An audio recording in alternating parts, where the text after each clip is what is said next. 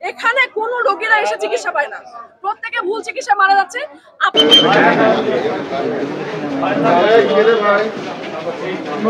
5 তারিখে আমার দাদু মারা গেছে, তার আগে আমরা এই মাসে 5 তারিখে এবং আমার নভেম্বরের 5 তারিখে, এই তো 5 তারিখে এবং 5 তারিখে মারা গেছেন উনি।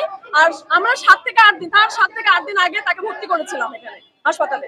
মানে হচ্ছে তার 8-10 দিনের মাথায় তিনি মারা গেছে, কারণ তার ডেঙ্গু ওটা ধরতে পারিনি। কিন্তু জিয়া মেডিকেলে যখন আমরা নিয়ে যাই, জিয়া মেডিকেল বলছে যে আজ থেকে 10 দিন আগে এই রোগীর ডেঙ্গু হয়েছে। তাহলে ডেঙ্গু আক্রান্ত সে 10 দিন ধরে, আর এরা আমাদের ভুল চিকিৎসা, ভুল রিপোর্ট দিয়ে ভুল চিকিৎসা করেছে।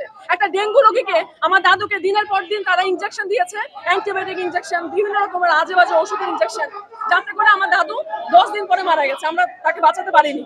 তো আমরা তো আসলে একটা সচ্ছল পরিবারের মানুষ, আমরা এসেছিলাম এখানে ভালো চিকিৎসা নেওয়ার জন্য। একটা নার্সকে রাখলে এখন আপনাদের দাবি কি? আপনার দাবি এটা বিচার হোক, এই কসাইখানা বন্ধ হবে এবং যারা আমাদের পরিবারের মানুষকে মেরে ফেলে। বিল কত করছে? 2 দিনে আমাদের 25,000-এর উপরে বিল এসছে এবং এমন একটা বেড, যে বেডে কোনো মানুষ, সুস্থ মানুষ থাকতে পারে না, অসুস্থ মানুষ আরো থাকতে পারে না।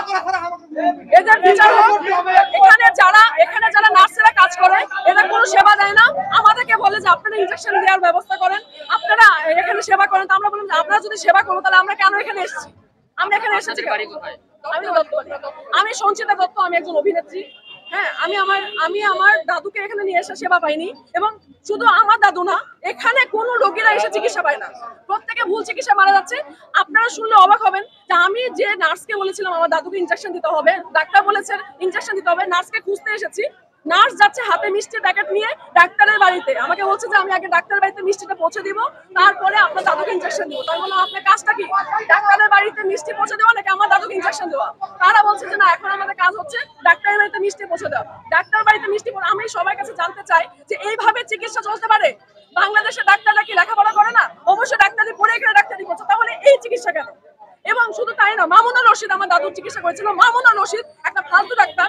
এই মামুনুর রশিদকে যখন আমি আমার দাদুর সিমটম বলছিলাম যে আমার দাদুর কি হয়েছে, তখন মামুনুর রশিদ আমাকে কিচ্ছু বলতে দেয়নি।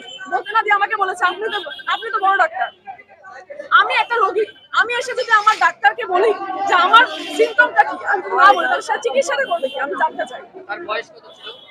আমার দাদু 80, কিন্তু তার কোনো বার্ধক্যজনিত অসুখ ছিল না। সে একজন সুস্থ মানুষ ছিল, কোনো বার্ধক্যজনিত অসুখে আমার দাদু মারা যায়নি।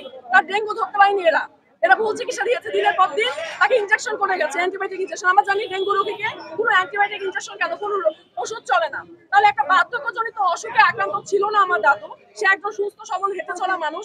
তাকে কি করেছে? ডেঙ্গু ধরতে পারেনি, তাকে 10টা করে ডিপ্রেশনের ওষুধ, ঘুমের ওষুধ, তাকে ব্যথার ওষুধ, বিভিন্ন রকম ওষুধ দিয়ে তাকে মেরে ফেলছে। আমি জানতে চাই যে এখানে কসাইখানা কি করে চলতে পারে? এভাবে টাকা পয়সা নষ্ট হচ্ছে মানুষের। আমরা তো কম টাকা দিই না, আমরা প্রত্যেকটা ট্রিটমেন্ট করেছি, প্রত্যেকটা টাকা ঠিকঠাক মতো দিয়েছি, তাহলে কেন আমরা চিকিৎসা পাবো না?